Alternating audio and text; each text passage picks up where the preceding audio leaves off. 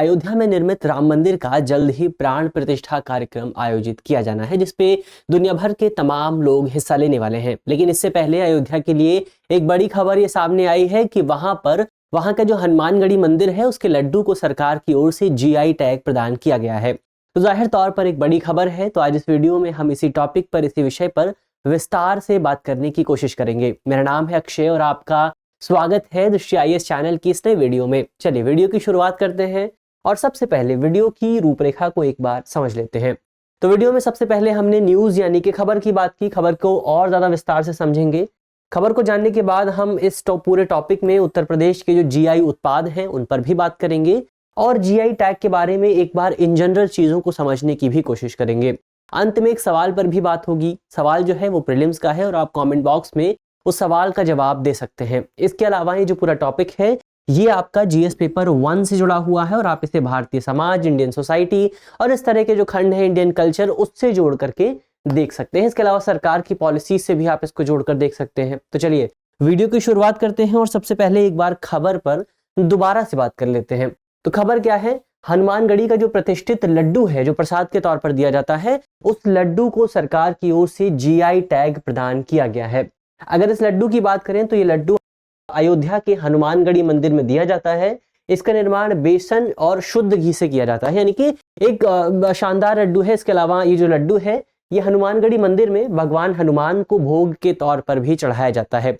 तो ये हमने इस लड्डू के बारे में एक ओवरव्यू देख लिया जिस प्रोडक्ट को जीआई टैग प्रदान किया गया है। अब हम आगे बढ़ते हैं और उत्तर प्रदेश में जो आपके जीआई टैग प्रोडक्ट्स हैं एक बार उन पर बात कर लेते हैं।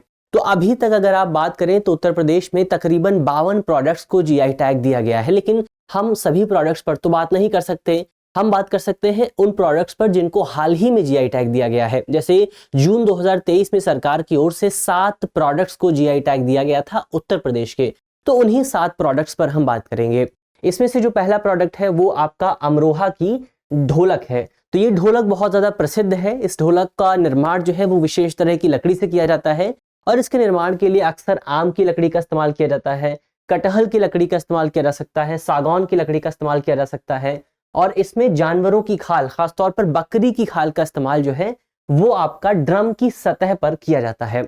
तो अमरोहा की जो ढोलक है उसको जीआई टैग मिला है। बागपत का जो गृह सज्जा का जो सामान है, जो होम फर्निशिंग प्रोडक्ट्स होते हैं, वहां पर भी उसे भी जो है बहुत इंपॉर्टेंट दी जाती है और उसे भी जीआई टैग प्रदान किया गया है। तो बागपत और मेरठ की अगर आप बात करेंगे तो वहां पर आपको विशेष तरह के हथकरघा घरेलू जो है फर्निशिंग प्रोडक्ट दिखाई दे जाएंगे। बहुत फेमस इंडस्ट्री है वहां की और इसी वजह से उस इंडस्ट्री को ये पूरा टैग प्रदान किया गया है। वहां पर एक विशेष तरह की बुनाई की प्रक्रिया का इस्तेमाल किया जाता है, सूती धागे का इस्तेमाल किया जाता है, इसीलिए वो विशेष हो जाता है। तो ये दूसरा प्रोडक्ट हुआ। तीसरा प्रोडक्ट है आपका बाराबंकी का हथकरघा उत्पाद। इसको भी जीआई टैग प्रदान किया गया है।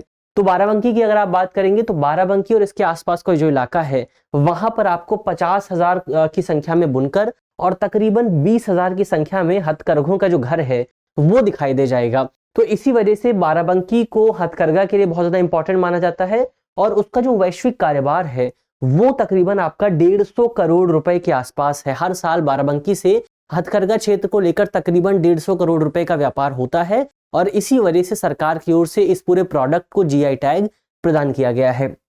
इसके अलावा और कौन कौन से हैं? तो इसमें कालपी हस्तनिर्मित कागज भी शामिल है। कालपी उत्तर प्रदेश का एक शहर है, उसको जीआई टैग प्रदान किया गया है इस पूरे कागज को। इसके अलावा महोबा का जो गौर पत्थर हस्तशिल्प है, आर्किटेक्चर है, उसको प्रदान किया गया है। तो महोबा का जो गौर पत्थर है ये एक विशेष तरह का पत्थर होता है। ये पत्थर महोबा की जो विशेष पत्थर शिल्प की कला है उस कला का प्रतिनिधित्व करता है। इसी वजह से इस पूरी कला को जीआई टैग प्रदान किया गया है। इसके अलावा मैनपुरी का जो तारकशी है उसे जीआई टैग प्रदान किया गया है। एक तरह की कला होती है, एक तरह की पेंटिंग होती है। क्या होता है इस पेंटिंग में? तो इस पेंटिंग में पीतल, तांबे और चांदी ये जो आपके उत्पाद हैं इनके तारों से लकड़ी पर जड़ा जाता है और एक पेंटिंग की तरह बनाया जाता है, एक तस्वीर बनाई जाती है और वही तस्वीर बहुत ज्यादा फेमस है और इसीलिए उसको जीआई टैग सरकार की ओर से प्रदान किया गया है। इसके अलावा संभल हॉर्न जो क्राफ्ट होती है उसको भी जीआई टैग मिला है। तो इस हॉर्न क्राफ्ट में ये जो कला है, इस कला में जो जानवर होते हैं उनके जो मृत अवशेष होते हैं उन अवशेषों का इस्तेमाल करते हुए कुछ प्रोडक्ट बनाने की कोशिश की जाती है। तो उसी को जीआई टैग सरकार की ओर से दिया गया है।